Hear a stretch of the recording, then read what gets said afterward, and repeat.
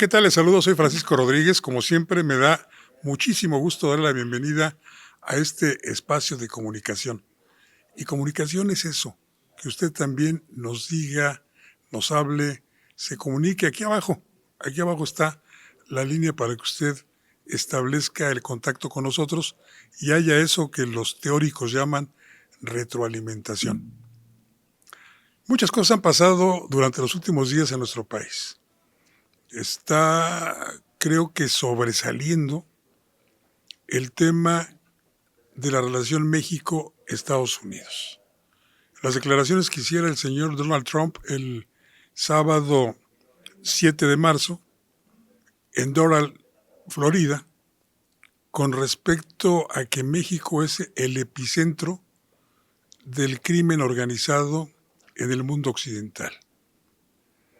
Y una mofa de muy mal gusto hacia la señora Claudia Sheinbaum.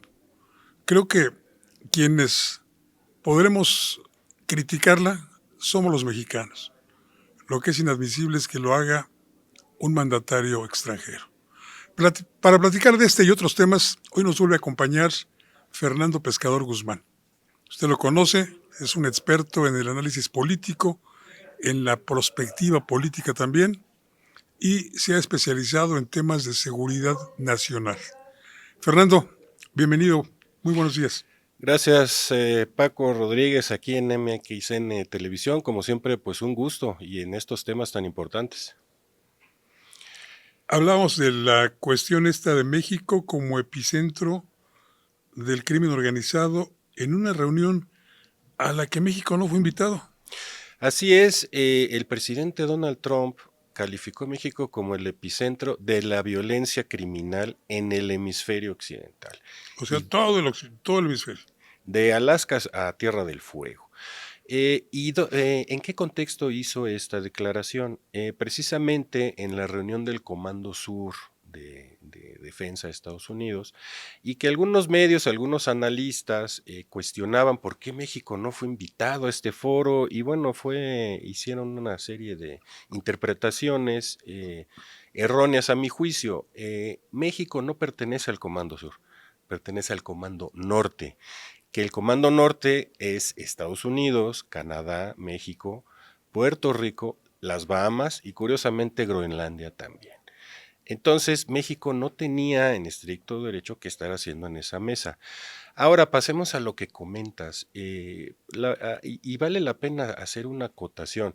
En el estilo personal de gobierno y de comunicación del presidente Donald Trump, basta ver el trato que se le dio al presidente Zelensky cuando visitó la Casa Blanca. Pues la verdad es que ha sido muy tolerante con la presidenta Claudia Sheinbaum. Incluso se esmera, y eso ya es hablar bastante del estilo de Donald Trump, se esmera en diferenciar o alejar la figura presidencial mexicana, la presidenta Claudia Sheinbaum, de los cárteles.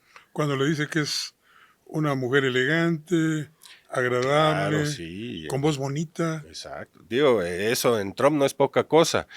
Y eso lo que hace es, pues, en el imaginario colectivo, hacer esta diferenciación entre que, pues, es una presidenta buena onda, que no está en control. El control lo tienen los cárteles y por eso es que Estados Unidos está dispuesto a entrar a apoyar. Pero eso la minimiza, ¿no? Por supuesto. Pero, ¿qué es lo que también sucede? Hay que verlo también desde la dinámica de poder de Washington. Hay círculos de la extrema derecha, militarista en Estados Unidos, que no necesariamente en el gobierno, pero que influyen, y que lo que buscan es precisamente, pues, mover la frontera o las medidas de seguridad fronterizas hacia el sur de los estados colindantes mexicanos. Es decir, que la frontera empiece cruzando de Durango a Chihuahua o de Sinaloa a Sonora. Y eso pudiera ser y explicar por qué la presidenta pues es muy reiterativa en decir que pues ella defiende la soberanía mexicana y puede ser eso. Ahora, el problema es que especulamos porque pues ahí hay una falla de comunicación también de parte de las instituciones mexicanas. una, correr la frontera virtualmente, no realmente. Exacto, sí, estamos hablando de medidas de seguridad, es decir, ese paso de Durango a Chihuahua, pues ya estaría militarizado, habría pues todos estos dispositivos de ¿Habría garitos? detección, se entiende que sí, y además sería eso y control militar de los puertos, sobre todo del Pacífico, que es donde entran los precursores químicos para fentanilo y demás drogas y demás. Entonces, pues, o sea, todo eso no es que sea política pública aún, pero son cosas que se están discutiendo en círculos de poder en Washington y que pueden llegar a ser, pues, una exigencia. Todavía no lo son, pero a eso es a lo que nos estamos enfrentando como país. Eso sería prácticamente una invasión. Ahí sí a nuestro territorio y a nuestra soberanía. Bueno, se entendería, o así lo queremos entender, que sería pues con la total cooperación del gobierno mexicano, porque un esquema así no serviría impuesto, tiene que ser cooperativo, tiene que ser consensuado. Cooperación o subordinación, como dice la señora. Pues bueno, ahí también habría que ver si un esquema de esas características puede ser evaluado como consensuado, pero bueno, a final de cuentas el asunto es que si eso es lo que se maneja en Washington, eh, ¿por qué no lo dice así la presidenta? Sentimos que está fallando la comunicación política, que no es lo mismo que la propaganda. Una cosa No, es la claro. propaganda y una cosa es la mañanera, y pues tienen su público y tiene su nivel de reflexión, por supuesto bajísimo, pero la comunicación va más allá porque pues en qué lugar estamos ya como país cuando le preguntan a la presidenta de Costa Rica y ella responde hay que evitar ser como México. Pues eso ya una respuesta totalmente espontánea te dicen dónde estamos como país. En el concierto de las naciones, México no es lo que era antes.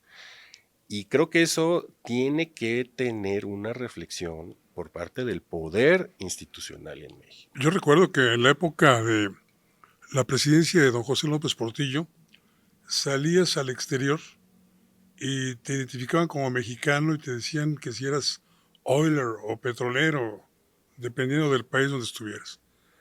Pero hoy da vergüenza salir porque inmediatamente te identifican como posible narcotraficante.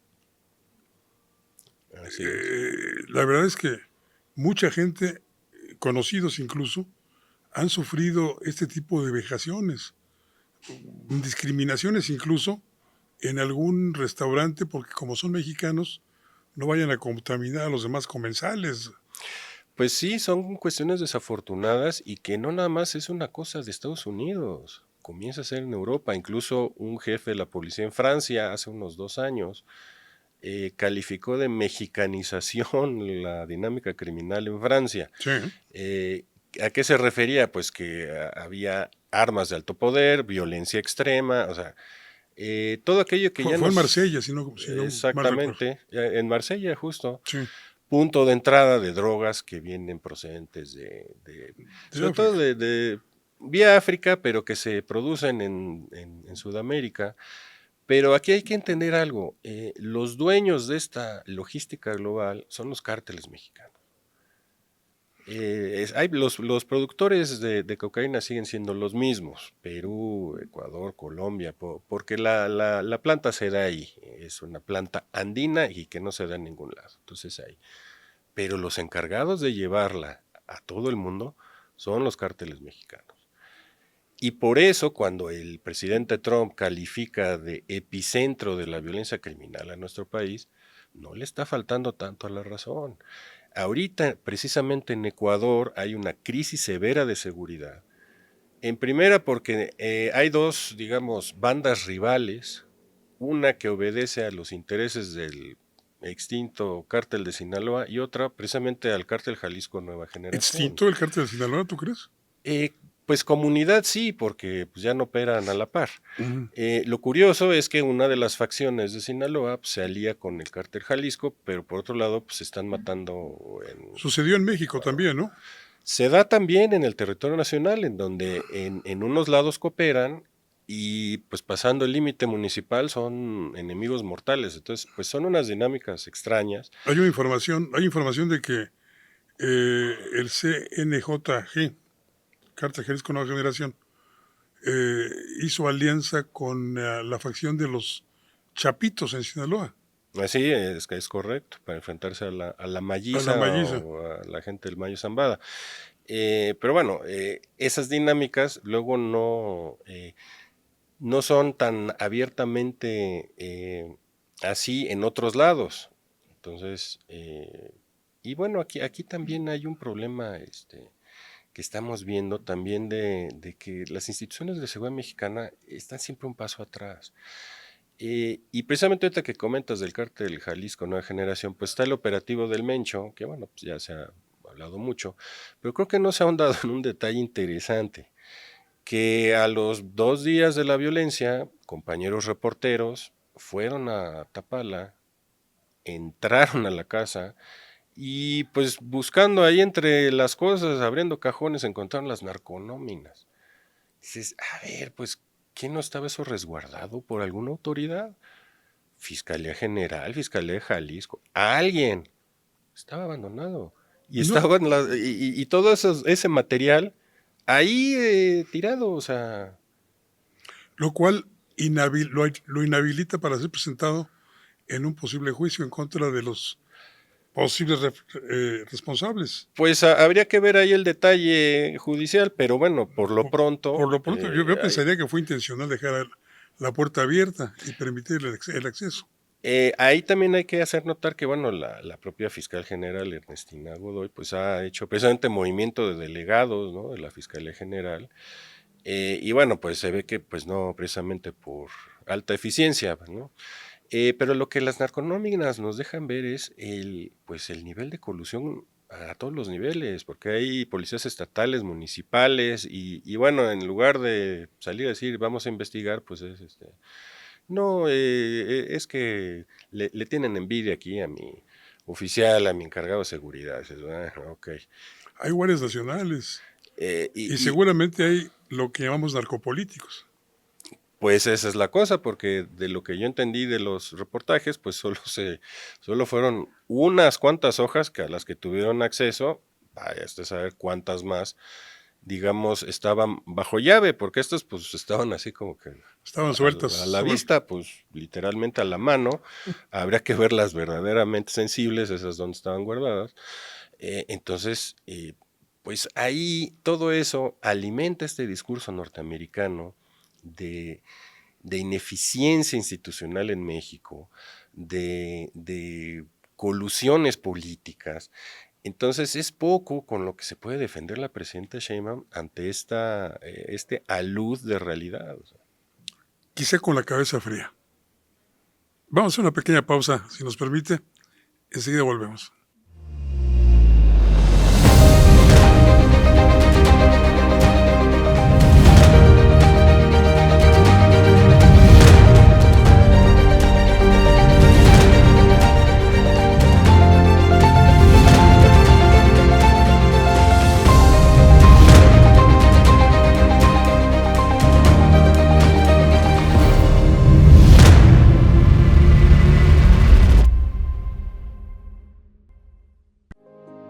Las cosas que queremos, los proyectos que empiezan, las ilusiones concretadas necesitan una asesoría legal y una base concreta. Notaría 64. Respaldamos tus actos legalmente.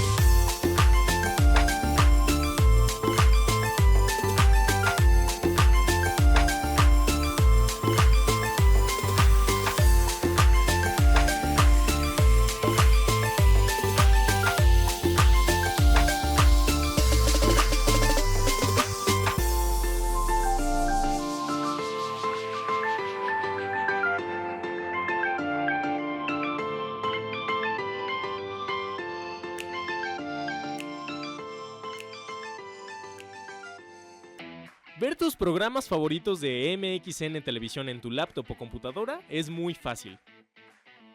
En tu navegador de internet abre YouTube, en el icono de buscar escribe MXN Televisión. Da clic en el círculo blanco en nuestro logo. No olvides darle seguir. Te abrirá nuestro canal principal donde podrás encontrar todos los programas y cápsulas que hemos subido. Desde tu programa de Estado de los Estados, Fuego Cruzado, Atrévete a Leer, Reporte 10 y varias listas de reproducciones con los temas que más te gustan. Ahora, a disfrutar de tus programas favoritos.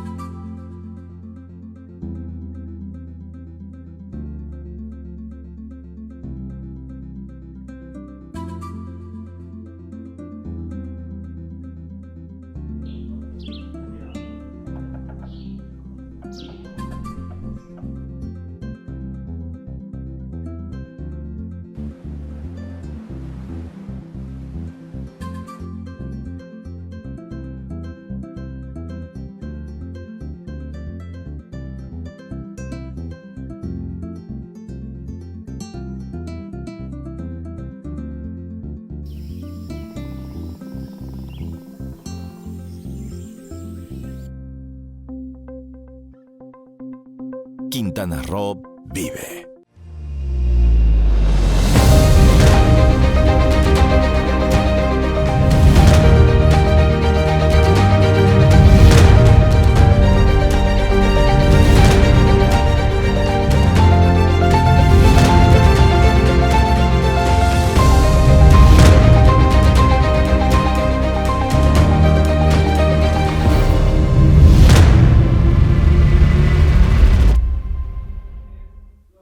Qué bueno que sigue con nosotros en este índice flamígero. Conversamos una plática muy interesante, muy ilustrativa, muy informadora con Fernando Pescador Guzmán. Él, usted ya lo conoce, es un prestigiado analista político, experto en prospectiva. Esto es, ¿qué podría suceder? ¿Qué podría suceder de continuar las cosas como las estamos viendo? Con esta amenaza del señor Trump en una proclama publicada tras la reunión que bien nos aclaras fue con el Comando Sur, con los países integrantes del Comando Sur, en donde dice que va a entrenar y va a movilizar a los ejércitos de esos 17 países para combatir pues al epicentro del narcotráfico y de la violencia criminal que es México. Exacto. La perspectiva es buscar el futuro, pero en este caso habría que buscar en el pasado, y me refiero a 2023. El Congreso norteamericano en 2023, por primera vez en su historia, autorizó fondos para que el Pentágono, las Fuerzas Armadas, se hicieran cargo de la lucha contra el narcotráfico. Esto fue durante la administración Biden. Es decir, del poco consenso político que hoy en día existe en Estados Unidos, es la lucha contra los cárteles. Ahí se unen demócratas y republicanos. Ahora, que si se va a luchar contra este epicentro de violencia en México con una fuerza transnacional, yo no creo que sea ese el caso, porque precisamente primero tendría que resolver su problema de violencia Ecuador, que está fuerte, precisamente contra los cárteles. Misma Colombia, porque ahora que cambió el régimen en Venezuela, pues el Ejército de Liberación Nacional, que eran parte de estos narcoterroristas, pues ya se regresaron a Colombia, es decir, se acabó el cobijo bolivariano, entonces se regresaron, y ahí van a tener también problemas, y bueno, y Venezuela pues ahorita está flojita y cooperando, ¿no? Pero entonces habría antes que ver por ahí. Lo que sí es, en todo caso, México ya demostró que sí puede, cuando quiere y se alinean los astros, pues sí puede ir por las cabezas del narcotráfico. El asunto es la voluntad política. No vemos voluntad política, o por lo menos la percepción de voluntad política no se ve en donde debe de verse, que es en el extranjero, es con con Donald Trump. Y eso no es quitar la soberanía, ¿eh? O sea, simplemente es reconocer un problema. Mencionabas hace un momento la captura y la ejecución posterior de este narcotraficante Nemesio Ceguera, a quien se conocía por su apelativo El Mencho. Esto se da con la cooperación de agencias estadounidenses. Claro. ¿Este esquema podría repetirse en otros casos? Sin violar la soberanía, por supuesto. Pues yo creo que sí, porque de hecho, pues en términos de eficacia operativa, pues es una historia de éxito. El problema es, pues como siempre, ¿no? Los efectos no previstos, ¿no? Los resultados colaterales, que fue que las células criminales entonces empezaron a atacar a destacamentos de la Guardia Nacional que no tenían que ver con el operativo. Y no tenían que ver precisamente como pues un factor de seguridad interna, se llama seguridad de operaciones. Como precaución para que no Entonces, hubiera fuga de información. Exactamente, entonces solo un pequeño grupo es el que sabe lo que va a suceder y bueno, y pues agarró a mucha gente desprevenida, ¿no? Yo creo que entre los que estuvieron desprevenidos estuvieron la propia señora Sheinbaum y su secretario de Seguridad, que dieron señales de vida hasta mucho después de que culminó el operativo. ¿Eso qué nos dice? Eso nos dice que si no necesariamente la persona de la presidenta o la persona del secretario García Harfuch son digamos que no se les tenga confianza, otra cuestión es el entorno institucional. Porque pues cada uno, la presidenta por su lado y el secretario de Seguridad, pues encabezan estructuras burocráticas importantes, o sea, hay muchos funcionarios de todos los niveles, y pues la información va percolando por todos lados, entonces pues eso, como te comento, va en contra de la seguridad operativa. Entonces la seguridad operativa es, solo saben los que tienen que saber para obtener el resultado obtenido. Ahora, también, ¿qué nos dice? Que pues alrededor fueron más de 20, ¿no? Los elementos entre guardias nacionales y policías que fueron abatidos y de manera artera, o sea, Se habla de 25, ¿no? Algo así. A ver, fue por la espalda como los ultimaron. Entonces eso habla de que, porque luego hay también cierta izquierda caviar que dice que no, los narcotraficantes es gente de primera y son unos héroes, y bueno, dices, o sea, una visión insostenible en la realidad y que ha hecho más daño que nada esa percepción del noble narcotraficante que otra cosa. Es plausible la estrategia del señor Donald Trump de querer combatir la violencia que genera el narcotráfico. Pero es una estrategia coja desde mi punto de vista. ¿Dónde está la práctica que Estados Unidos impondrá en materia de salud pública para evitar que sus ciudadanos, sus jóvenes, sus niños incluso, sean consumidores, se conviertan en adictos de estos productos, pues ya en su mayoría químicos? Claro, y es un componente importante que creo que el gobierno mexicano ha desdeñado un poco esa parte También.